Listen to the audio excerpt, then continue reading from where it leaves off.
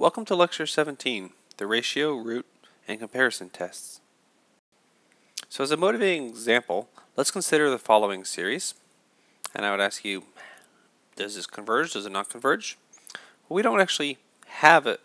We don't have a way to do this. Now this looks like a p-series. We want to look at this and we want to say this is very close to the sum from n equals 1 to infinity of 1 over 2 n to the 3 halves. And we know this thing converges because p is greater than, p here is 3 halves. But really, does this 5 out here, if anything, this 5 is going to make each term smaller, each fraction smaller, and if this converges, then it seems like this has to converge as well, because it's going to be no bigger than this. And in fact, that's what the limit comparison test does. So I'm going to leave a little space here, and I'm going to solve this, but first I want to show you the limit comparison test, which shows us how to do it. So suppose we have two series. I'm going to call this the A series, and this is the B series with positive terms. Now later we will see how to, sometimes we can relax these type of conditions, but for now it's easiest to consider the case when things are positive. And suppose L is the limit of the terms, sorry, the ratio of the terms of these two series. So what this is saying is, like, if L is equal to 5, then that's saying in the limit the AN series is 5 times as big as the BN series. So it differs by a scalar. Not exactly, but it does in the limit. So intuitively, if this thing, well, we can't really say if this thing converges to 2, then this is going to converge to L times 2, because we don't know what happens in the first few terms. But we can say that if this thing is finite, and that ratio is finite, then that's going to be finite as well. And conversely, if this thing is infinite, and this ratio is infinite, then that better be infinite as well.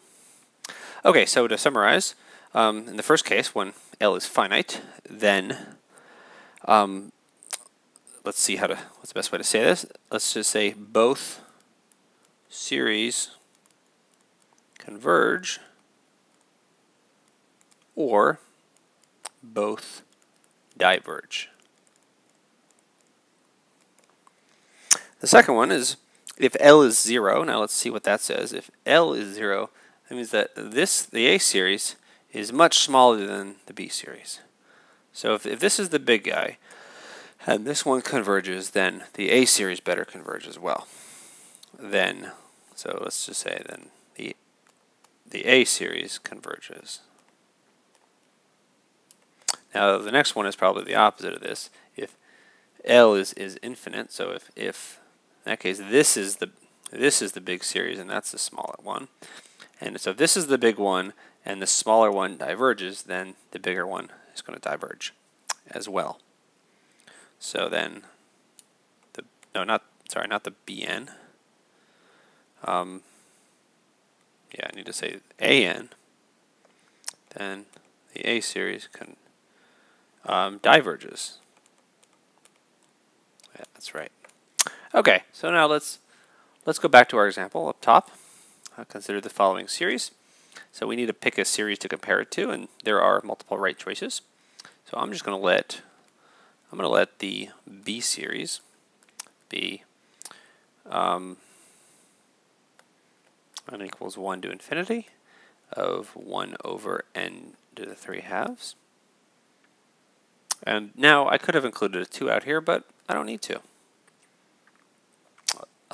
So let's compute the limit as n goes to infinity of the AN over BN. Oh, and should be clear that this is AN. And so that's going to be the limit as n goes to infinity of 1 over 2n to the 3 halves plus 5 over 1 over 1 over n to the 3 halves, n to the 3 halves. And this is limit as n goes to infinity of, be careful here, n to the 3 halves over 2n to the 3 halves plus 5. right? And this, of course, is, so take the limit of this. This is just big guy over big guy. And that's what my calculus teacher used to say in high school. Big guy over big guy. So the largest power of n down up here over the largest power of n down here. That is going to be equal to 1/2. And that is positive, but it's so that this is positive, but it's also finite. So by the limit comparison test, either both series converge or both diverge, and we know that this guy here converges because it's a p series with p greater than 1. So by the limit comparison test, the original series 2n to the 3/2 plus 5 converges 2. And so notice that I had a little flexibility as to what I chose for this series. I could have put a 2 right there. All that would have done is that would have made this equal to 1. And it doesn't matter what it is as long as it's finite. And yeah, I think that's all that's worth mentioning about that. So it shouldn't be too hard to guess what you need to pick for Bn. But that's something we'll talk about next. So how do we choose? Oh, sorry. Should be how do we choose the B series? So rule of thumb is to simplify the ratio of the largest power of n in the numerator and the largest power of n in the denominator. So that's what we did in the previous example. So for examples, so more examples, we have this series here. This is 3n plus. So let's follow my instructions here. So let's write this out as n equals 1 to infinity. So the bottom of this is n squared plus 2n plus 1, and the top is 3n plus 1. So I look at this, and there's my biggest term, and there's my biggest term. So like we saw in the previous example, these terms aren't going to end up not doing anything. The fact that we have a 1 over here means that each of these terms is going to be a little bit smaller, but in the limit, that's negligible. And similarly, this 1 up here is going to make things a little bit bigger, but eventually that's going to become negligible. Okay, so for here, I'm going to let Bn. Now, it doesn't matter. If you want to, you can keep the 3 around for kicks, but you don't have to. Because as we saw, all that matters is whether our limit is 0, finite, or infinite. So I don't like to have constants if I can help it. So I'm going to let Bn be n over n squared, which is 1 over n. So now I'm going to compare this. So I'm going to compare this to the harmonic series, which I know diverges. So the limit as n goes to infinity of an over bn is, let's be careful here now, 3n plus 1 over n squared plus 2n plus 1 over 1 over n. And so what happens there? So this is going to be, I should probably move down here. This is the limit as n goes to infinity of 3n squared plus 3n over n squared plus 2n plus 1. That's clearly just big guy over big guy. That's equal to 3. And so that is a positive, and that's a finite number. So by the limit comparison test, our original series diverges too. So we compared it. So we said that in the limit, this thing is essentially the harmonic series up to a factor of 3. Okay, so this next one, here's a series that now let's recall what factorial is. So let me write that down here. So recall that n factorial is just n times, you probably know this, but just to make sure, 3 times 2 times 1. Okay. And 0 factorial is equal to 1, and that's right, we've been over this recently for why it is. So we can't use the divergence test for so these terms go to 0. So if this thing does not converge, the divergence test does not tell us that. So how do we convert? So what do we compare this to? This is something that, how do we choose a Bn? Well, I don't know a good one either. So far, we don't really have a way to do this series. And that's what the next couple tests are going to do. So before I introduce those, keep in mind this example and think, do you think this thing converges or do you think this thing diverges? So what this looks like, this is going to look like 1 over 1 plus 1 over 2 plus 1 over 6 plus 1 over 24 plus, that's 5 factorial is 1 over 120. 6 factorial is 1 over 7. I think it's 720. And I think that's all that I know. 7 fact. Actually, I think maybe 50-40. I'm sort of going off. I'm not sure about that one. Anyways, looking at this thing looks like it. These fractions get tiny quickly, right? So if these things get smaller a lot quicker than 1 over x squared gets smaller, and we know that that series diverges. So actually, yeah, I think we can do that. So let's compare to, I'm going to see what happens. Maybe we can, maybe we can't. N equals 1 to infinity. I'm going to write it like this. So 1 over n squared. So let's compare to that.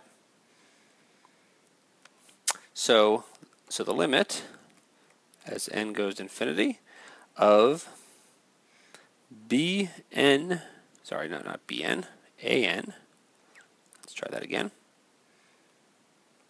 an over bn is the limit as n goes to infinity of an over bn is going to be, so on the bottom we have, which one do we have on the bottom? So on the bottom we have n factorial, and on the top we have n squared.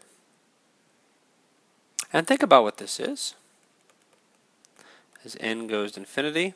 So there's an n on the top and the bottom. So those are going to cancel. So on the bottom we're going to have an n minus 1. Let's try that again.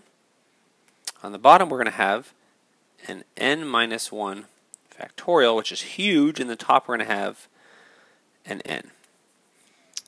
So this is the, it's not hard to see that this thing is going to go to 0 because this thing is huge at the bottom. I mean, essentially the n minus 1 pretty much cancels with the n in the limit, and then we're left with n minus 2 factorial on the bottom. So this is going to be 0. We're comparing it to something. So we're comparing it to something that converges, and the bn's. So this converges, and the bn's are even, because this limit is equal to 0. The bn's are even smaller, and so we get that the bn's are going to converge as well. Okay, so the next test that will be useful is called a ratio test. For this one we have a series. And let's let R be the ratio of the terms, or of adjacent terms.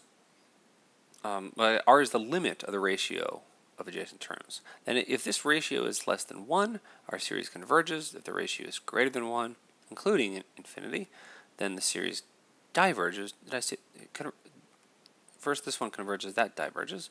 And then if R is equal to 1 exactly, we don't know. The test is inconclusive.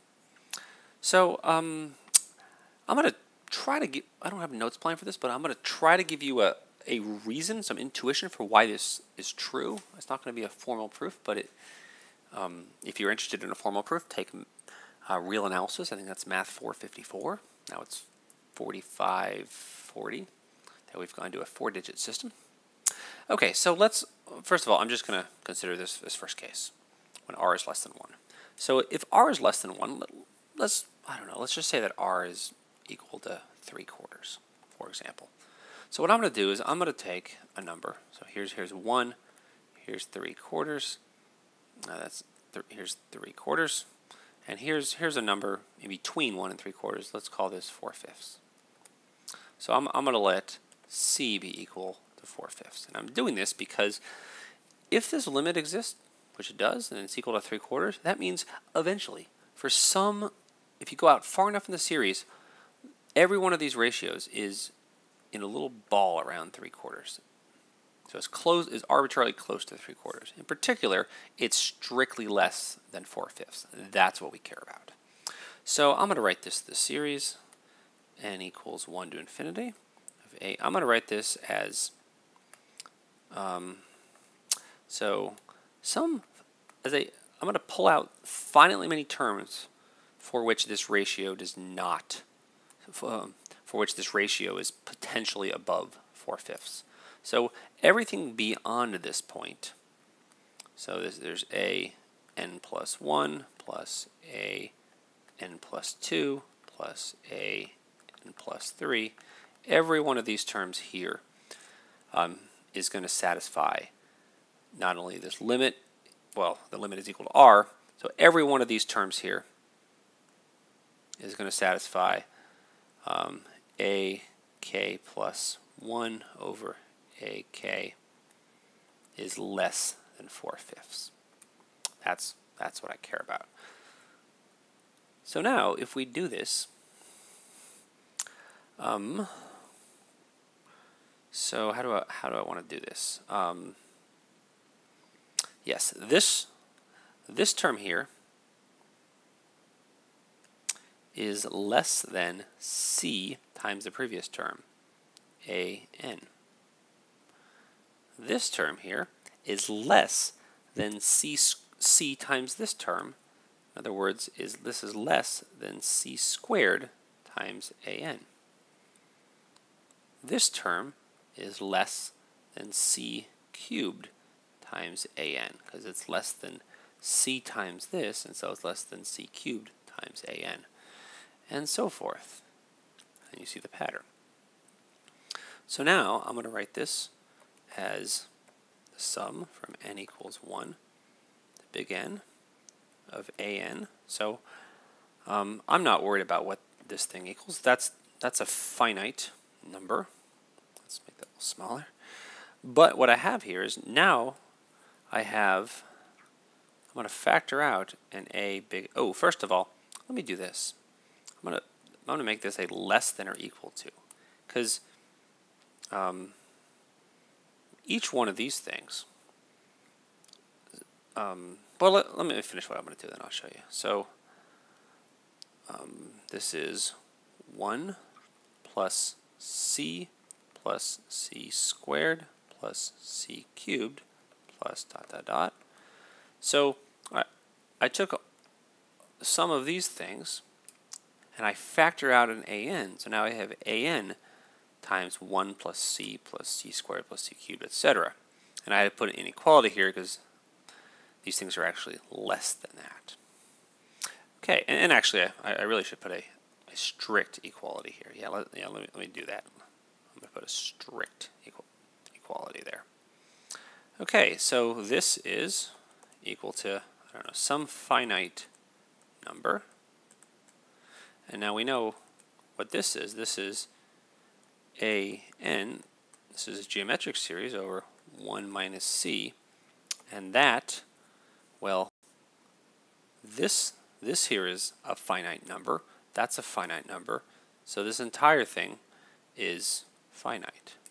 So our original series, we said is equal, we broke it up like this. We said, oh, this is less than this thing here. And this obviously is finite, finitely many terms. This is finite by the geometric series. So what we're so this is the sum of two finite terms. Therefore, this has to be finite. So really, what we're doing is this works because we're comparing it to a geometric series. Now, for this case, the proof goes through similarly, except these things here are going to be bigger than c times an. And this c is going to be greater than 1. So in that case, we bound something above a finite number plus something that is infinite. So that's going to be infinite. And this one is inconclusive because we just don't know. We can't do this sort of argument. We can't. If r is equal to 1, we can't pick something between r and 1. Okay. Let's erase what we had and do some examples. This first example is the same one that we did on the previous slide, but we'll do it again because the ratio test makes it much easier. So for here, the limit as n, well, that's limit, as n goes to infinity of, well, a to n plus 1 is 1 over n plus 1 factorial over 1 over n factorial. So this is the limit as n goes to infinity of n factorial over n plus 1 factorial. Now be careful, this is not equal to 1. It's tempting to look at this and say, oh, the n's cancel. Or this thing, the limit of this goes to 1. But no, beware. This is equal to the limit as n goes to infinity. So the top is n times n minus 1 times n minus 2, all the way down to 2 times 1. And the bottom is n plus 1 times n minus 1 times n minus 2, 2 times 1. And now you can see that the n's cancel, the n minus 1's cancel, n minus 2, and so forth. Everything cancels. And we are left with the limit as n goes to infinity, 1 over n plus 1, and that's obviously equal to 0. So we are back in this first case, r less than 1, so the series converges. Okay, the next one, we have this series, an exponential over a factorial. Which one of these is going to win out? This is something where the limited comparison test, if you haven't done anything like this before, you don't really know what series to use. So the ratio test is much more effective. So I'm going to move up here a little bit. The limit as n goes to infinity. So let's see, the n plus 1 term is 10 to the n plus 1 over 2n plus 2 factorial over 10 to the n over 2n factorial. So this, let's be careful here, this thing is 10 to the n plus 1 over n, sorry, 10 to the n. And also on the top of this fraction we have 2n factorial over 2n plus 2 factorial. So this here is going to cancel, or this is going to reduce to 10 because the 10 to the n cancel divides into both the top and the bottom. And then this thing here, notice I claim this is going to be, so the top is the product of the numbers up to 2n, and the bottom is the product of the numbers up to 2n times 2n plus 1 times 2n plus 2. So this is going to be equal to 1 over 2n plus 1 times 2n plus 2. Okay, so this thing down here reduces to the limit as n goes to infinity of 10 over 2n plus 1, 2n plus 2, and that is easily seen to be equal to 0. So this series converges as well. Okay, so that's the ratio test. The next test is the root test. Now this is a lot like the ratio test. We have to compute r, which is a little different. This time it's the nth root of the nth term instead of the ratio of corresponding terms. But the conclusions are the same. If r is less than 1, our series converges.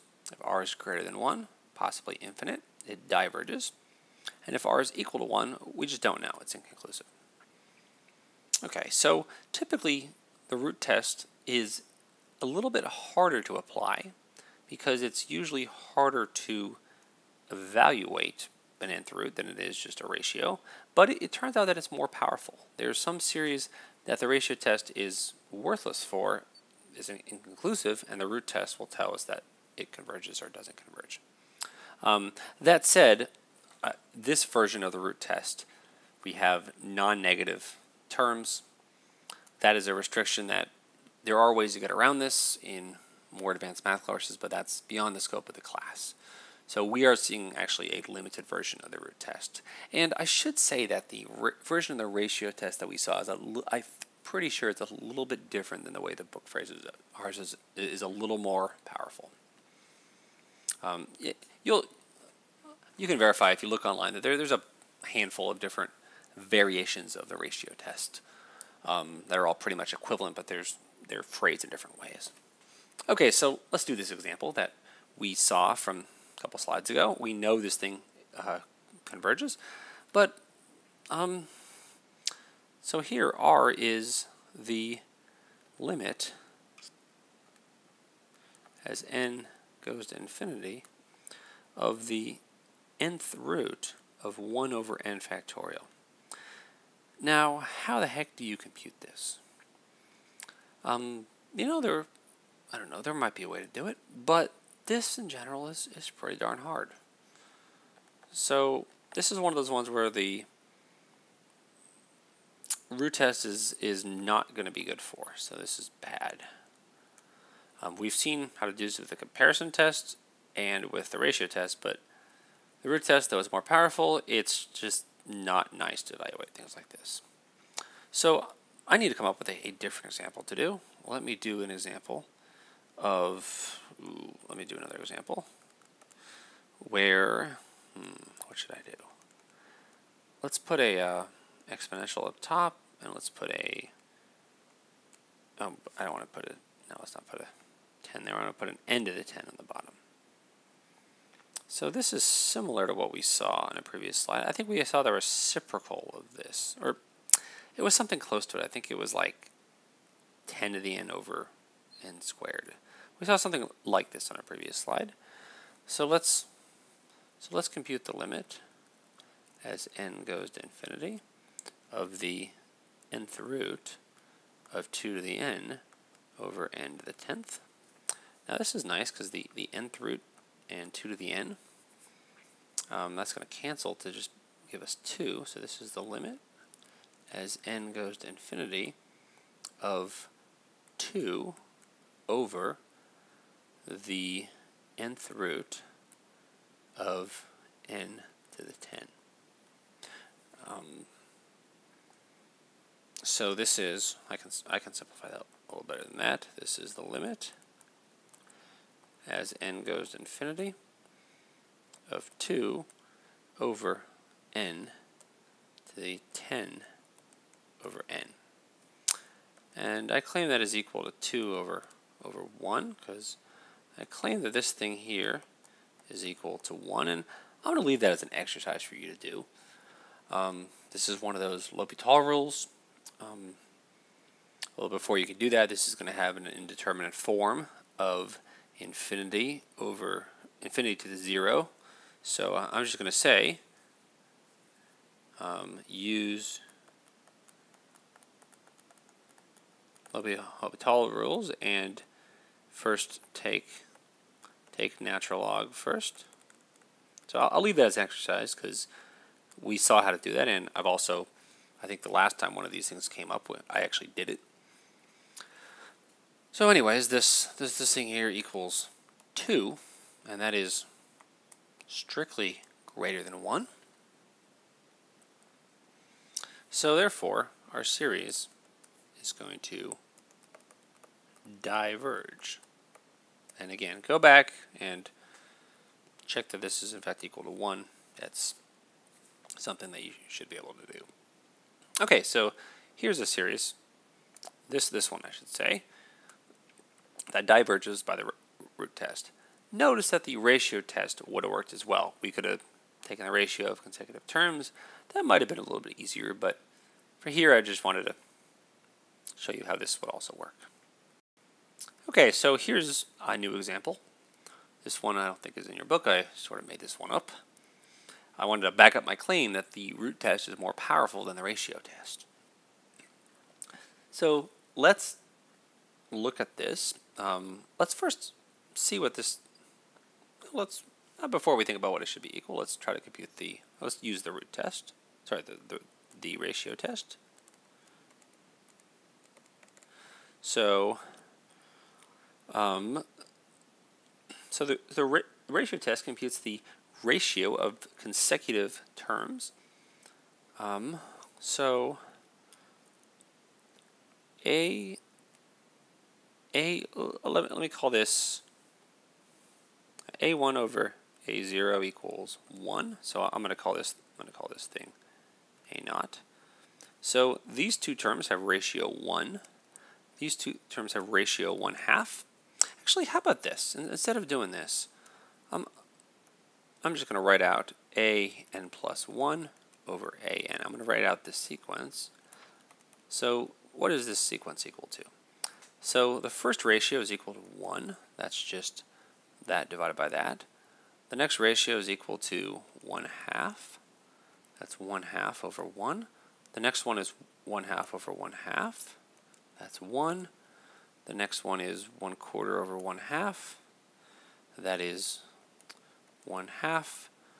So far we've done that ratio, we've done that ratio, that's 1, that ratio is 1/2, that ratio is 1, that ratio is 1/2, that ratio is 1, that ratio is going to be 1/2. I think you see the problem now. This sequence has no limit. So the ratio test is not conclusive. Now the root test.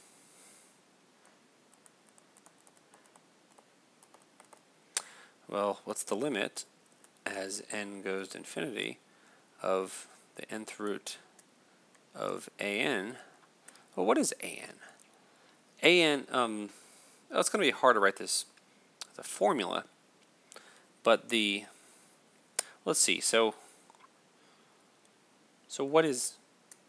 what's an? An is either going to be, in this case, an is,